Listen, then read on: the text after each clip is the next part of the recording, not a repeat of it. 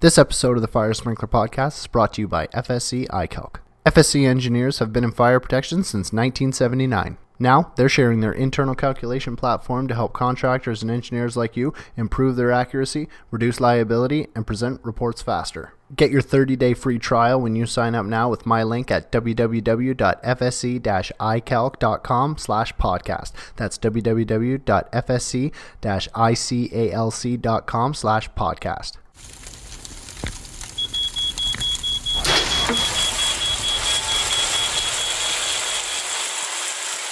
Welcome to the Fire Sprinkler Podcast with Chris Logan.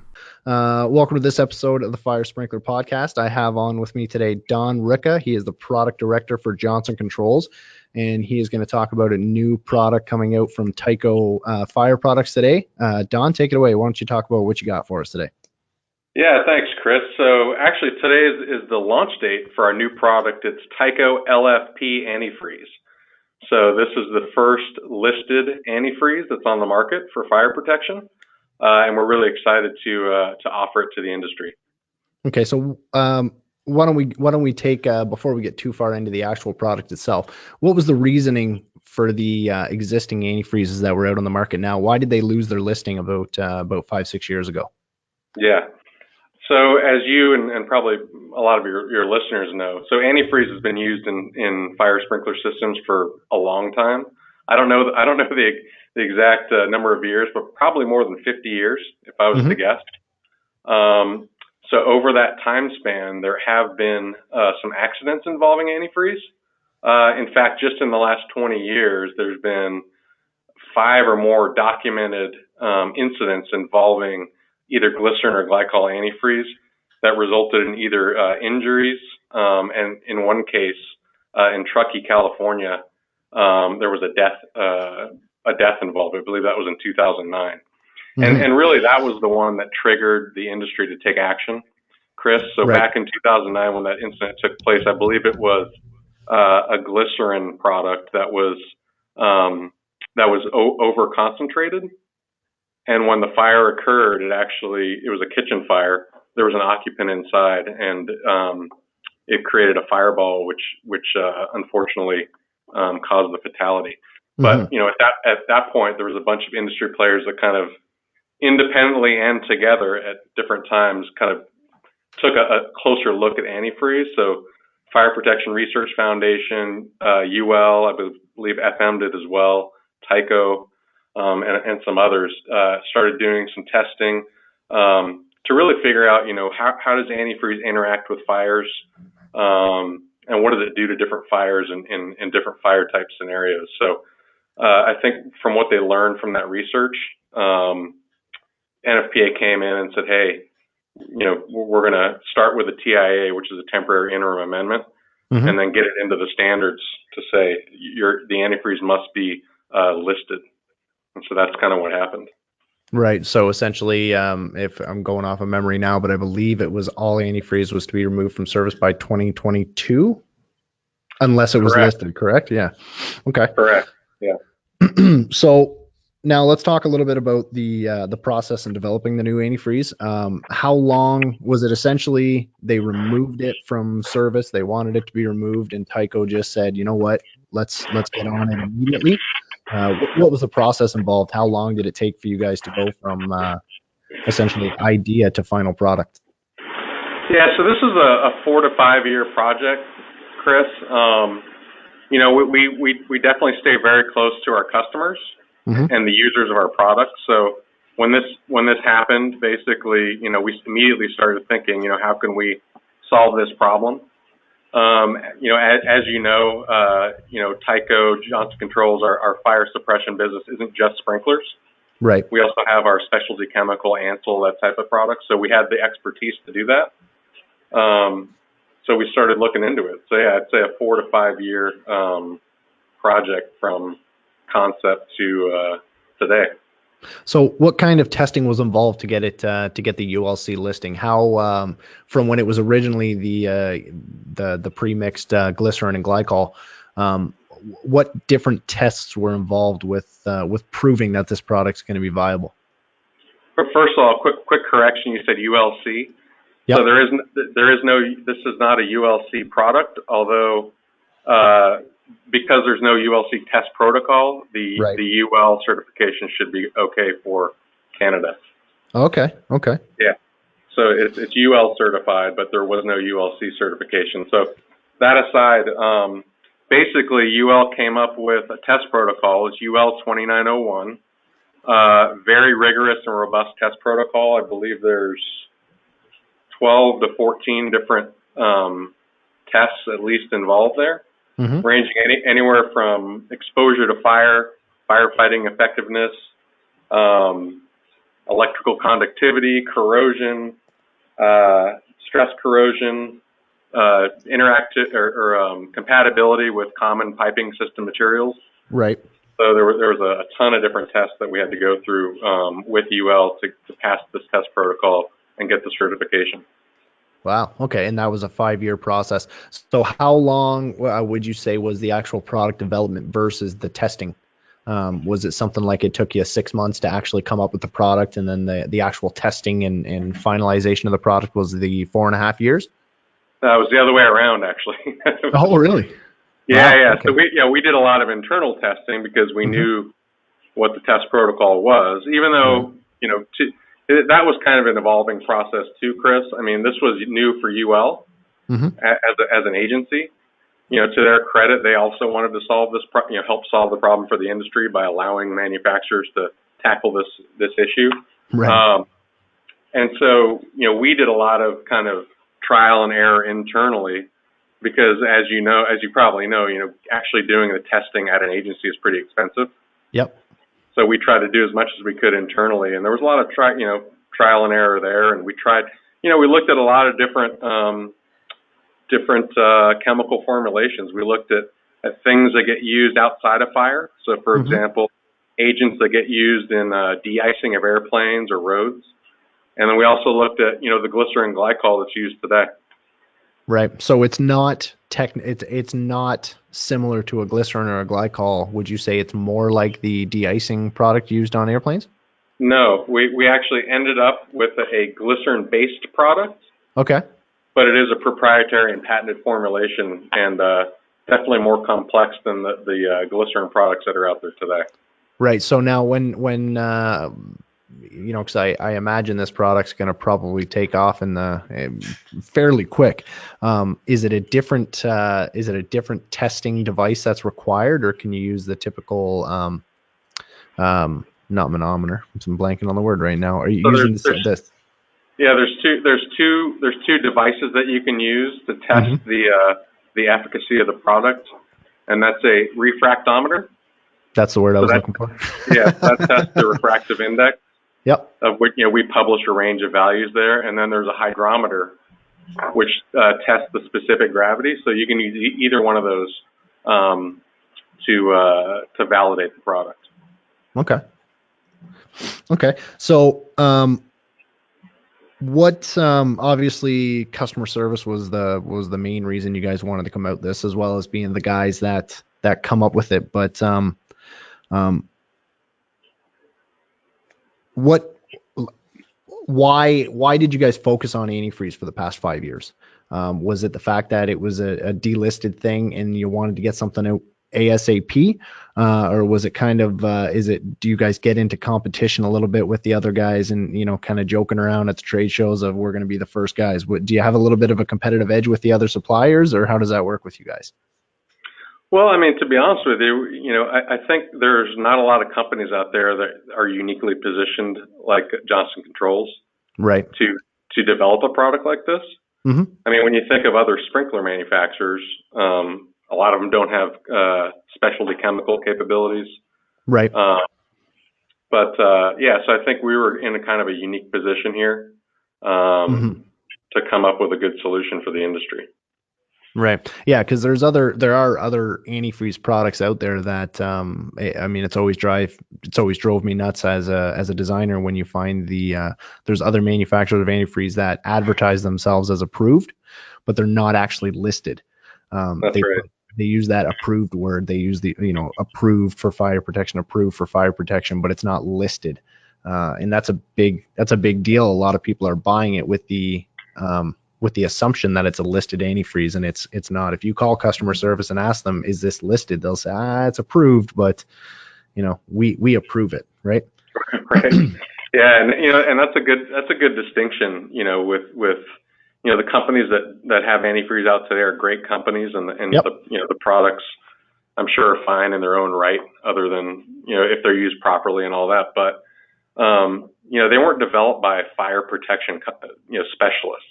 Right. So we developed this product, with the goal of ensuring that a sprinkler system operates as intended, not just simply the goal of, your pipes won't burst, which is important, and it's a good byproduct of having your sprinkler system operate.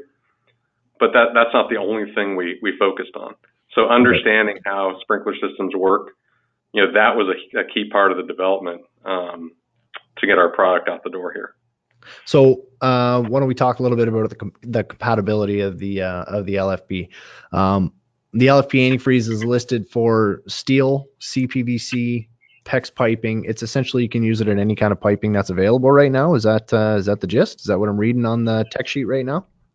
Yeah, correct. So, and I don't have it in front of me, but all the ones you just mentioned, including copper, those are all approved for use. We do list all the specific materials that it was tested with. Yep. But just due to everything that's possible, that wasn't part of the test protocol. So that doesn't mean that it's incompatible with other things. It just means that it wasn't part of the test protocol. Right, but it does meet the CPVC requirements for compatibility with CPVC systems, and it is listed for 13, 13R, and 13D systems, which is big. Correct, with some limitations, which is also in our data sheet. Yeah, size limitations, 40 gallons, I believe, for use in residential. Is that correct? So residential, no limits. Okay. Outside residential, that's when you get into some of the system size limitations. And then in storage, there's system size limitations, all 40 gallons. And then there's there are some hazard classifications that are excluded, some high hazard classifications. Yep. Okay.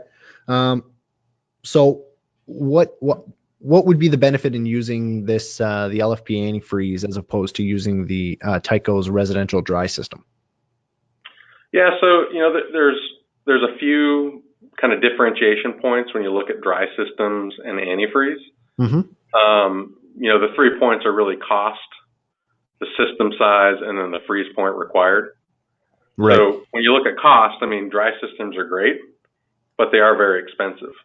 Right. And specifically when you look at the residential dry system, which is a great system, it is very expensive. So sometimes the economics just don't work out.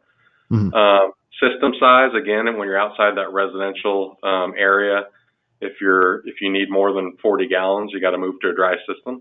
Right. And then freeze point, minus 10F is good, but coming from Canada, I'm sure you'll tell me that's it gets below that every once in a while, probably. That's maybe right. once every 10 years. Yeah, maybe a little more than that. Right, but yeah, that's another situation where a dry system would be more beneficial. Right. So is this are you guys I'm assuming you guys are working on expanding the limitations of the product. This is a good starting point. Are you guys planning on getting something with a little bit more depth to it, to them, the minus 40, minus 30, things like that, where it can be used to your Canadian friends up here? Yeah. Or is that that past the limitations of what would be considered a UL listed antifreeze? No. We're definitely looking at that. We've already started kind of a phase 2 investigation, and that is definitely not beyond the limitations of what can be certified. It's just really hard, to be honest. When you look at when you look at the test protocol, and I believe it's published now. There's a lot of kind of, I guess I'll call them kind of competing attributes. Right. So what I mean by that is when you look at, say, electrical conductivity, sometimes your active ingredient, your active chemical is what gives you the freeze point, but then it also increases the electrical conductivity. You know what I mean? So Right. if you want to get a lower freeze point, your electrical conductivity goes up, and then all of a sudden you don't have a product that can pass the test protocol. And that's just Right. an example. There's other competing attributes as well, but that's what makes it so hard to kind of thread the needle in this one. Okay, awesome. So, do you have anything else you want to talk about with the LFP antifreeze? Again, the LFP antifreeze is Tyco's, essentially not just Tyco, but anybody's first listed approved UL approved antifreeze solution for fire protection. Is there anything else you want to talk about the product? Do you want to explain anything else as far as utilizing it, contacting you? What else you want Yeah, to I throw mean, about this? yeah, I mean, I'll just say, like I said, it's available for sale today, Mm-hmm. December 10th. We sell it through all of the normal JCI Tyco channels. So if anyone wants to buy it, just contact either your Tyco representative or your local distributor that sells Tyco products, and they'll have access to it. Mm-hmm. And we should be good to go with it. Now, when buying from Tyco Direct, I saw on the tech sheet there's a minimum order, minimum quantity of one pallet for the 5-gallon pails, 36 5-gallon pails, or 5 30-gallon drums. But like we talked about before going on air, your wholesaler should be able to split up a pallet for you if available. Definitely. Yep. Okay. So what else do you want to talk about? Do you have anything else? What's next on the agenda for Tyco's product release? Do you have any trade secrets you can let out, or do you keeping everything close to the chest? Yeah, I'll just say our development pipeline is always very full. So we Mm-hmm. have a lot of things we're working on. You'll see a lot more coming down the pipe. We have a lot of incremental offerings. So hey, here's a new K factor sprinkler. We always Yep. like to have the widest breadth of product available for our customers. Right. Meeting whatever hydraulic needs they have for their designs, all the way to very innovative products like antifreeze. And then we have another one that was announced called the EAS1, which is the electronically activated sprinkler system. Mm-hmm. So I I have think this seen a is little bit about that. so this is kind of game changing technology in sprinkler systems. But Chris, I think we're going to have a separate podcast to get into it. Yeah, I've read a little bit about those. It's a lot to take in. We will have to schedule something else where we can talk a little bit more in depth about the. Sorry, what was it called again? The EAS1, electronically activated sprinkler. Okay, the E. Again, I lost the E abbreviation again. EAS, electronically activated sprinkler. Sprinkler. EAS, electronically activated sprinkler. Okay, Yeah. Don, it was great talking to you again. I appreciate everything. Again, Don Ricca, the product director for Johnston Controls. Thanks for coming on and sharing with everybody about the new LFP antifreeze solution available from Tyco today, December 10th, 2018. Again, Don, thanks for coming on. Thanks, Chris. Appreciate it. Yep.